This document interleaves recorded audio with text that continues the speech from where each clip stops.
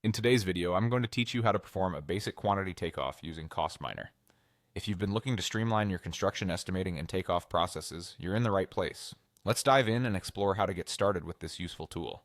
First things first, let's head over to the CostMiner website. This is a dedicated platform for construction estimating and takeoff, designed to enhance the accuracy and efficiency of your projects. You can easily find the link in the description below this video. Once you're on the CostMiner homepage, the next step is to log in. If you already have an account, just enter your credentials and click the Login button. If you're new to CostMiner, you might want to take a moment to register before moving forward. Now that you're logged in, you'll see a list of your projects. Select the project you want to work on by simply clicking on it. This will open up the project dashboard where you can manage various aspects of your construction project. Next, it's time to import your plan. Look for the option that says Import Plan and click on it. This feature allows you to link your existing drawings to CostMiner, whether they're in DWG format, PDF, or another file type.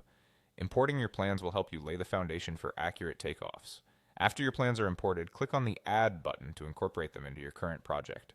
This ensures that all necessary elements are integrated into the platform, allowing for precise calculations moving forward. Setting the drawing scale is an essential part of this process. Look for the icon that resembles a ruler and use it to establish your desired scale. This step is crucial as it will determine the accuracy of your area and length measurements in the takeoff process. Once your scale is set, you'll want to practice with a sample measurement. Click on a sample point within your drawing and extend it to another point. This exercise will show you the functionality of the measurement tools within CostMiner. Type in the desired measurement for the line you've just drawn. This helps verify that the scale you've set is accurate and ready for additional measurements. After entering your measurement, click Apply to confirm it. Next, you'll use the Trace Area function. This tool is particularly useful when measuring the footprint of a space. Make sure materials are selected in the item list, as this aligns the measurement with relevant material estimates. Click on the corners of the room or area you want to take an area measurement. As you click each corner, the software will calculate the area contained within those points. This visual representation is not only helpful, but it's also a time saver when comparing potential layouts and plans.